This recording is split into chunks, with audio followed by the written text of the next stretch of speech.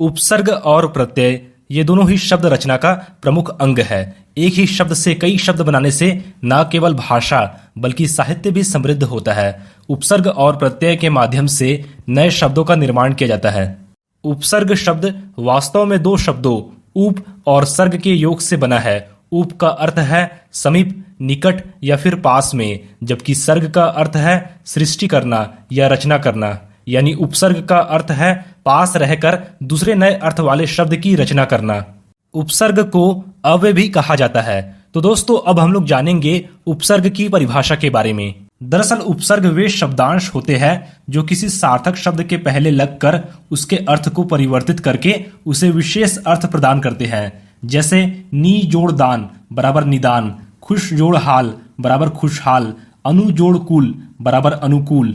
तो दोस्तों यहाँ पर नी, खुश और अनु शब्दांश उपसर्ग है जो कि क्रम अनुसार दान, खुश और अनु शब्द के साथ जुड़कर उनके अर्थ में परिवर्तन कर देते हैं। अब दोस्तों हम लोग जानेंगे उपसर्ग के प्रकार के बारे में। हिंदी भाषा में 3 प्रकार के उपसर्गों का प्रयोग होता है, जिनमें पहला है संस्कृत उपसर्ग, दूसरा है हिंदी उपसर्ग और तीसरा है आगत या विदेशी उपसर्ग। तो दोस्तों सबसे पहले हम लोग पढ़ेंगे संस्कृत उपसर्ग के बारे में। संस्कृत उपसर्ग तत्सम शब्दों से बना है। दरअसल तत्सम शब्द हिंदी में प्रयोग किए जाने वाले संस्कृत के मूल शब्द होते हैं। अब दोस्तों जैसा कि आप देख सकते हैं कि यहाँ पर कुछ उपसर्ग है, जैसे अति, अधि, दूर और नी, और इन सभी के अर्थ कुछ इस प्रकार है। जैसे अति का अर्थ है अधिक, अधि का अर्थ है श्रेष्ठ या ऊंचा, दूर का अर्थ है बुरा और नी का अर्थ है अधिकता। अति से कुछ निर्मित शब्द है, मतलब अति से कुछ नए शब्द बनते हैं, जैसे अतिरिक्त, अतिक्रमण, अत्याचार, अत्यधिक। अधि से कुछ निर्मित शब्द है, अधिकार, अध्यक्ष, अध्यादेश, अधिकांश। और दूर से कुछ निर्मित शब्द है, दुर्भाग्य, दुर्दशा, दुर्लभ, दुरात्मा। और नी से कुछ निर्मित शब्द है, नियम, निवास, निवारण, निबंध। अब दोस्तों हम लोग पढ़ेंगे हिंदी उपसर्ग के बारे में। हिंदी उपसर्ग तद्भव शब्दों से बना है। तद्भव शब्द अक्सर हिंदी के ही शब्द होते हैं और ये शब्द संस्कृत से परिवर्तित होकर आए हैं। तो दोस्तों जैसा कि आप देख सकते हैं कि यहाँ पर कुछ उपसर्ग है, जैसे अ, अन, पर, उन और अध, और इन सभी के अर्थ कुछ इस प्रकार है। जैसे अ का अर्थ है अभाव, अन का अर्थ है कमी, पर का अर्थ है दूसरी पीढ़ी, उन का अर्थ है एक कम और अध का अर्थ है आधा। अ से कुछ निर्मित शब्द है, जैसे अमर, अटूट, अस्थायी, अटल, अदृश्य। अन से कुछ निर्मित शब्द है, अनपढ़, अनजान, अनबन, अनदेखा, अनचाहा, अनमोल।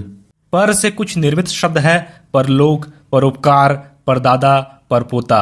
ऊन से कुछ निर्मित शब्द है, 49, 59, 69, 79। और अध से कुछ निर्मित शब्द है, अधखिला, अधमरा, अधजला। अब दोस्तों हम लोग पढ़ेंगे आगत या विदेशी उपसर्ग के बारे में।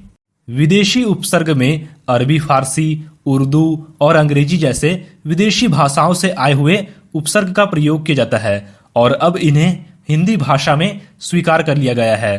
तो दोस्तों जैसा कि आप देख सकते हैं कि यहाँ पर अरबी, फारसी या उर्दू के कुछ उपसर्ग है, जैसे खुश, गैर, बद, सर, हर।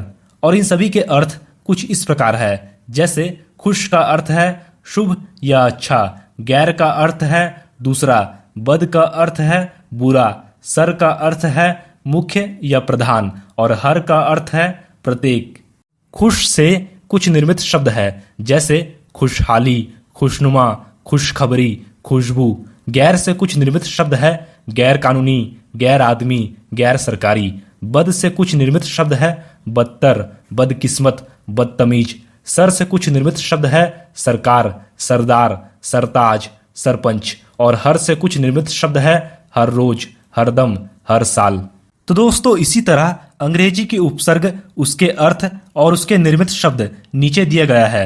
डिप्टी का अर्थ है ऊप और इसके निर्मित शब्द है deputy collector, deputy commissioner. Vice का भी अर्थ है ऊप और इसके निर्मित शब्द है वाइस प्रेसिडेंट, वाइस चांसलर। और हेड का अर्थ है प्रमुख और इसके निर्मित शब्द है head clerk, head master, head officer. अब दोस्तों हम लोग समझेंगे दो उपसर्ग वाले शब्द के बारे में।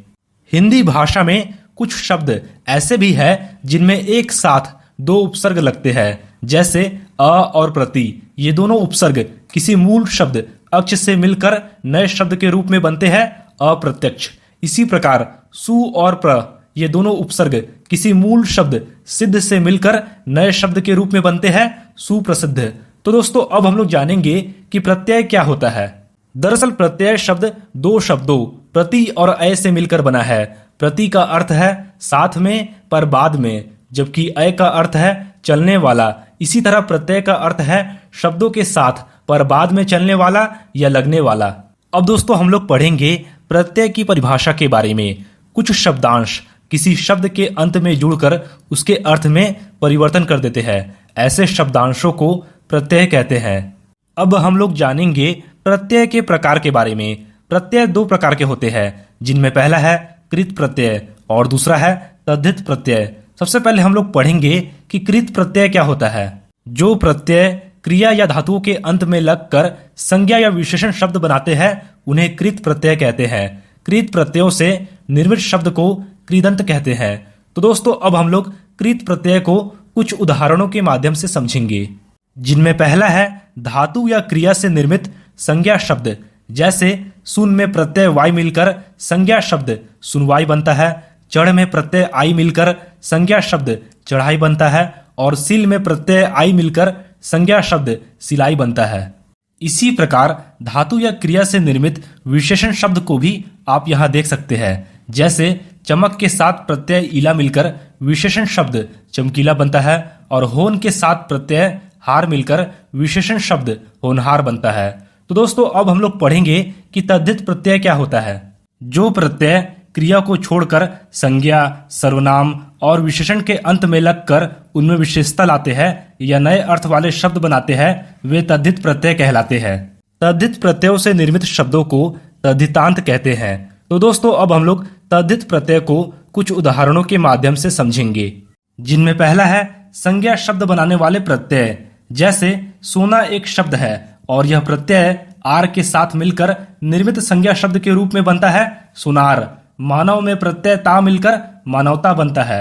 चित्र में प्रत्यय कार मिलकर चित्रकार बनता है और कड़वा में प्रत्यय आहट मिलकर कड़वाहट बनता है।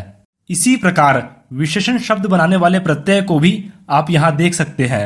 जैसे यहाँ भूगोल एक शब्द है और यह प्रत्यय ईक के साथ मिलकर निर्मित विशेषण शब्द के रूप में बनता है भौगोलिक। आठ में प्रत्यय वा मिलकर आठवां बनता है और गुण में प्रत्यय वान मिलकर गुणवान बनता है।